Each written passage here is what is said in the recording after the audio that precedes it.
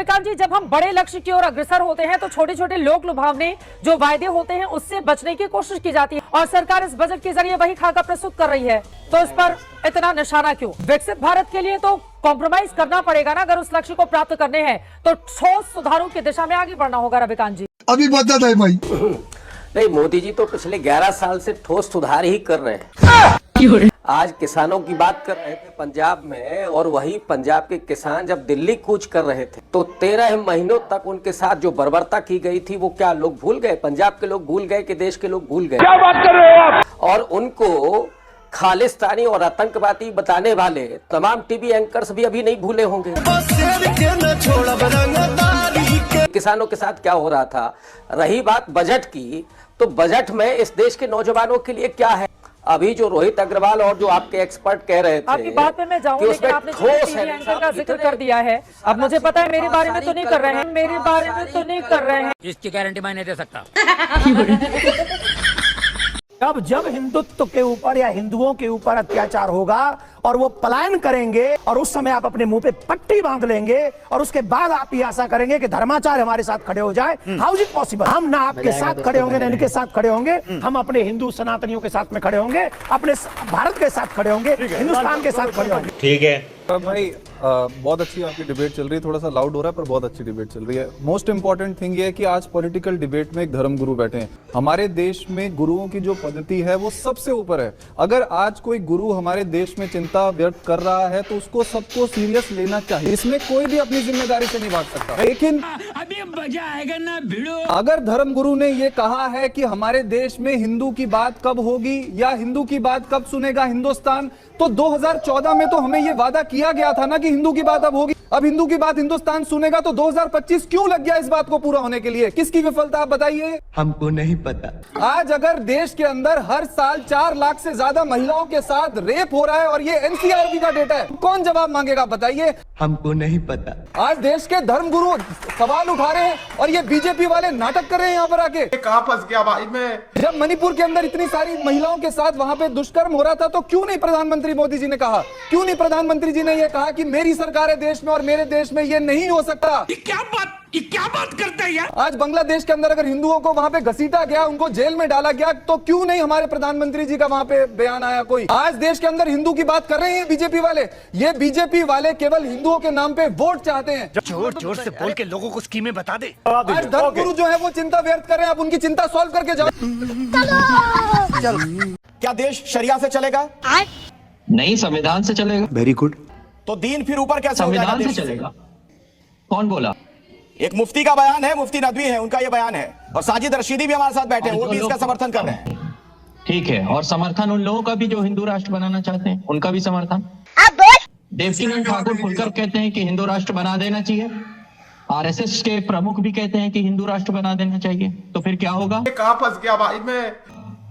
तो फिर क्या होगा? फिर उन लोगों की बात नहीं करेंगे आप? इन लोगों को सजा दीजिए जो लोग इस बात को कह रहे हैं। दोनों तरफ की बात कीजिए। आप तो एक तरफा बात कर रहे हैं एंकर महोदय।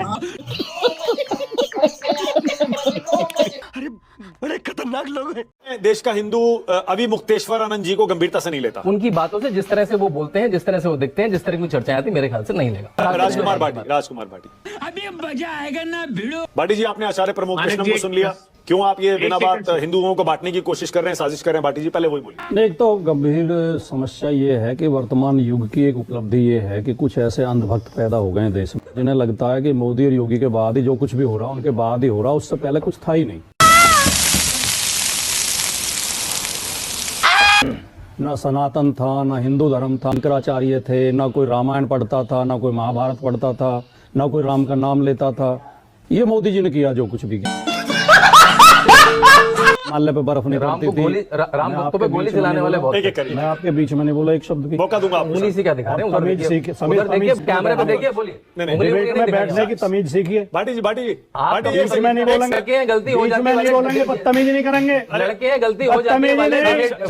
चमचागिरी करनी है, योगी जी की करिए, बीजेपी की करिए, मुझसे बदतमीजी नहीं करेंगे। दिखाना। हमारे यहाँ ऐसा ही होता है। हमारी बर्बादी पे मुस्कुराओ ना चमन वालों। हमारी बर्बादी पे मुस्कुराओ ना चमन वालों। गुजरनी एक दिन तुम्हारे सर से भी कयामत।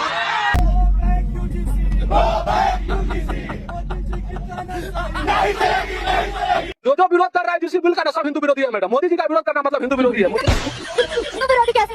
तो जब बात करता है, जब मोदी जी किसान बिल लेके आया था तो हम लोग विरोध कर रहे थे, यही लोग ने हमको हिंदू विरोधी बताया। आज ये लोग विरोध कर रहे थे, हम लोग हिंदू विरोधी बताएंगे। साहब की सरकार यूसीसी बिल लेकर के आएगी और इस देश के कट्टर हिंदू सनातनियों को एक तोहफा देगी, लेकिन साहब यूसीसी की जगह यूजीसी लेकर के आएंगे। तुमने गलत सुना, उसमें मेरी गलती है। मैंने बोला था यूजीसी लाएंगे।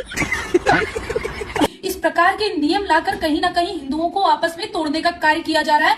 मैं इस बात को समर्थन नहीं करती हूँ कि अगर मोदी जी कर रहे हैं तो अच्छा कर। कान खोल के सुन लो, अगर इसने यूजीसी को वापस नहीं लिया, धूल चटा देनी बीजेपी की सरकार को। कि जिन्हें यूजीसी कानून से दिक्कत है वो पाकिस्तान चले जाएं, क्योंकि जो राम को लाए थे हम उनको लाएंगे। और यूजीसी कानून का विरोध करने का मतलब मोदी का विरोध करना, और मोदी विरोधी मतलब देश विरोधी। भाई कैसी लगी?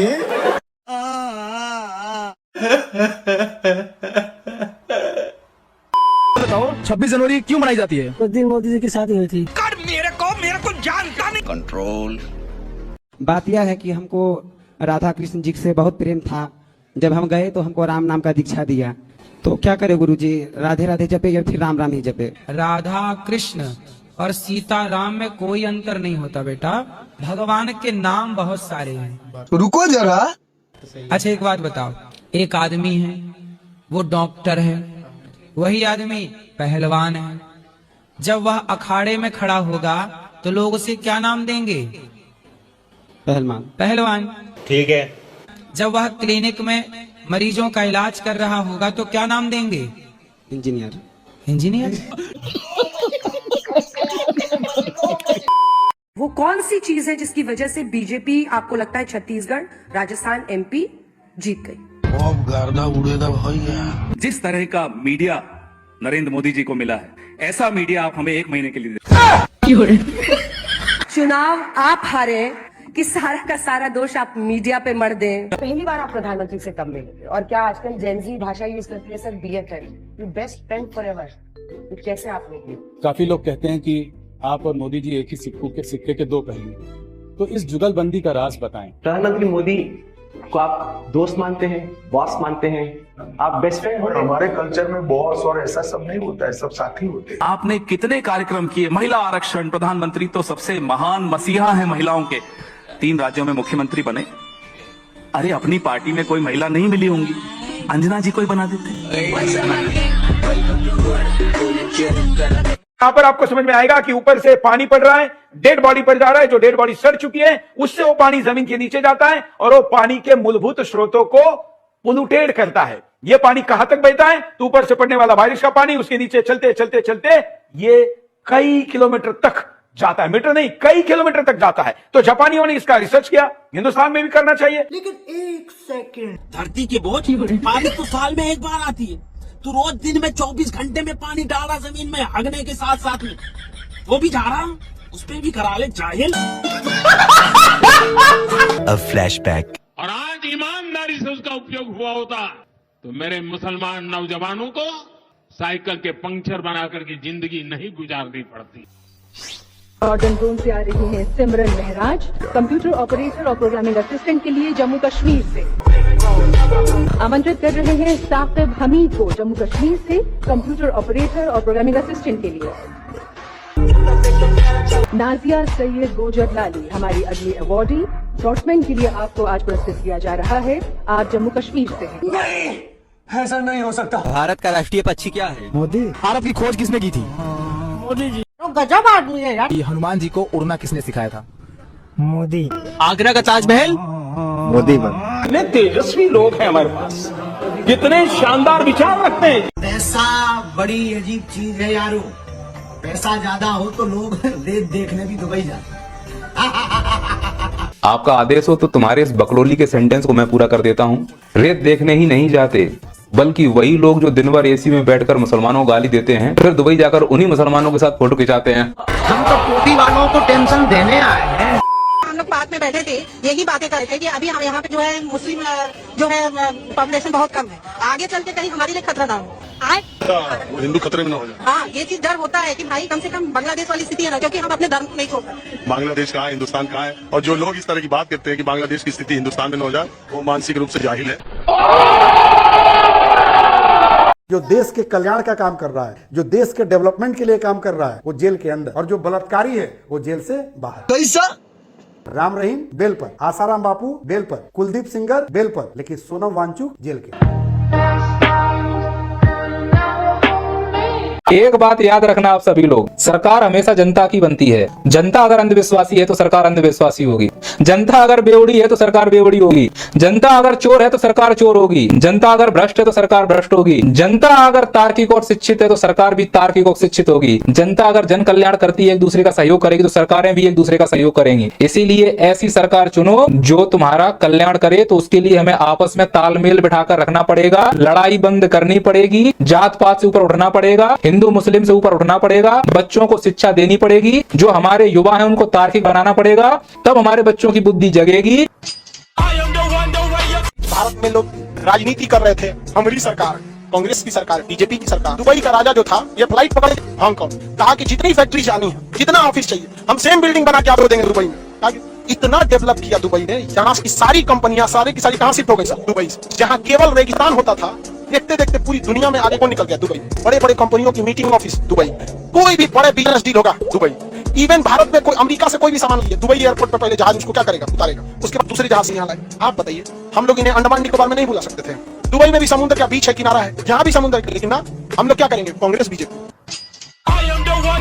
अगर आपको वीडियो पसंद आता है तो लाइक, शेयर एंड सब्सक्राइब जरूर करें, और इस वीडियो के बारे में आपका क्या ख्याल है नीचे कमेंट बॉक्स में अपना राय जरूर रखें।